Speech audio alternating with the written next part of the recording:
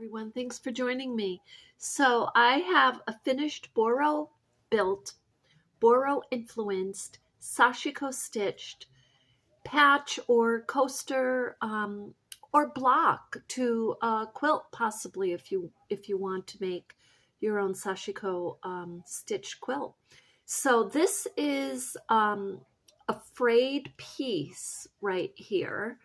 And in the following clips, I bring you through and I show you the different stitches that I use to pull it together a little bit and to sew and to be creative with your stitches on that frayed piece. Now, I'm showing you a close-up of the layout of the Boro building method that I used. And in that layout, there's the frayed piece, and I stamped that piece and some other pieces with the words "be happy" and some hearts, and it's with permanent ink. And you can do that, and you can see here a little bit right there. You can see the effects of the stamps right there. And of course, you know, the Sashiko stitching kind of pulls it into the piece as a whole, and it's not standing out really so much. Now, you know, the other thing you could do too is not a whole lot of Sashiko stitching. If you stamp your pieces with your designs and just kind of emphasize them a little bit. So this is something, what I wanted to show you is I left some of the fraying, and I wanted to leave that because that is part of the design. That's part of the beauty of the piece. And, you know, this I didn't complete. I didn't put a backing to it. This is wool, and I did not put a backing to this. I was just using this really as a piece to show you some Boro Sashiko stitching and give you some ideas and to inspire you. But this is wool, and this could very easily be pulled. These threads could be pulled up, and this could be frayed. All these edges could be frayed if you wanted to, or you could fold them back and you could stitch them so that they're not fraying at all. You know, or you could put a back to back, you could put a backing on it so that it doesn't fray, and you can sew it to the backing. But, you know, it could be a coaster. It could be, you know, part of your, like I said, part of the Boro building block. And, you know, maybe we'll do that as a next project. I'd like to make it themed, chakra themed, really, because that's the series. That's kind of where my mind is right now. And my heart and all of it. I'm loving creating the Sashiko. But this is a piece that I had laid out a long time ago, and I was going to do a video on it. And I said, you know what, I'm just going to sit down and do this and share it with you. So anyway, the following, I have very short clips with a little music, and then I have a few more short clips with verbal detailing the fray. So I hope you enjoy. Thank you.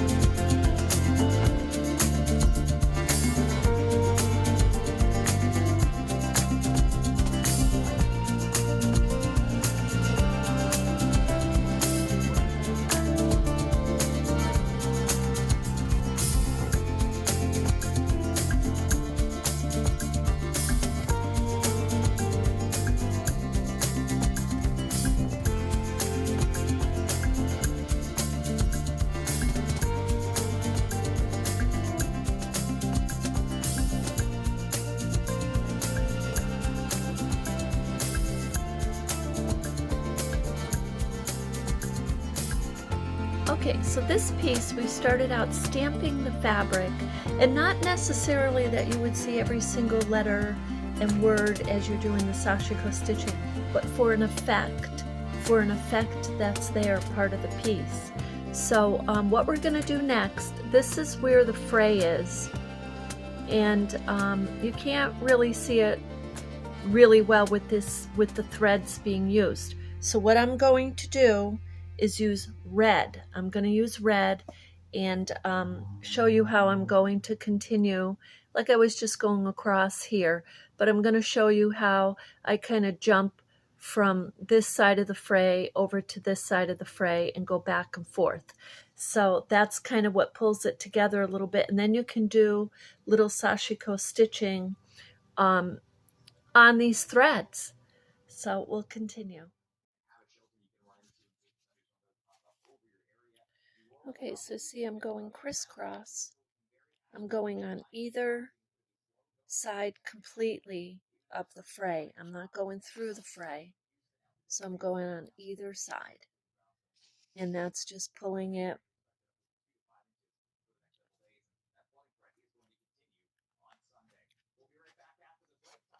And I'm staying with the shape of the fray.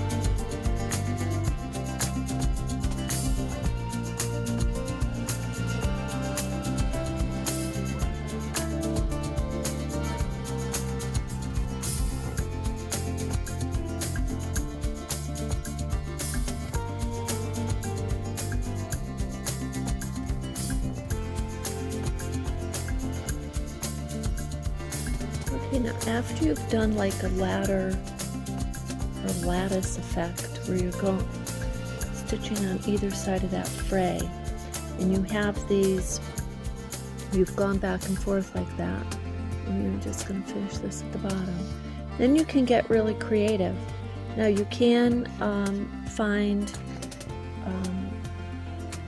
very specific YouTube channels that will give you very specific stitches, or you can just get really creative and you can play a little bit with the needle and thread on your own, and as long and so I'm going to show you. So you can see that I just simply went back and forth here. Now if I want to get creative, and I do, I'm going to make an X here. This one I'm going to start out with. I'm going to make an X going back up. Now I don't know if it's going to show completely, but that's what I'm going to begin to do.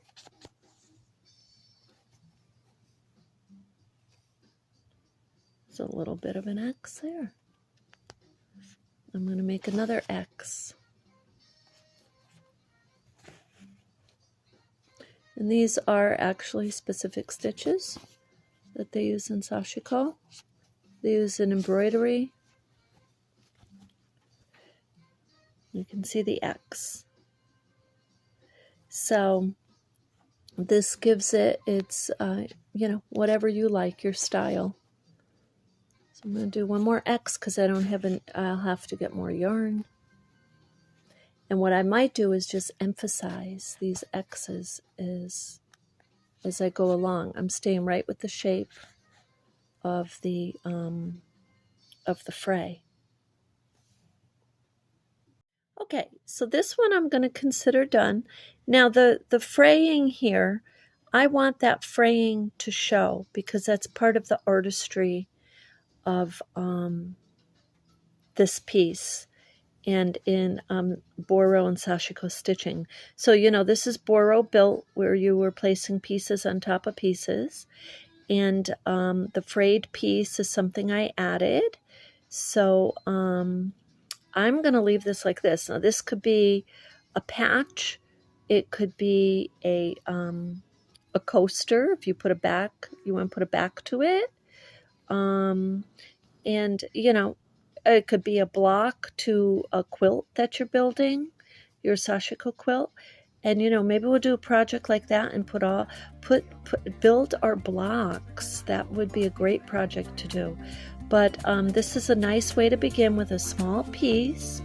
You know, this is about 4 by 4.5 and or 5 by 5. This is 5 by 5.5, I think. And but it's very small. So it was very simple Sashiko stitching going across and then going up and down. And then with the fray, I went on either side of the fray, pulling the fray a little bit together. You don't want to bunch it too much. And then because I had yarn, I had my stitches going across there. I could really work on my stitches. So anyway, I hope that's inspirational to you. And if you have any questions, let me know. Thank you.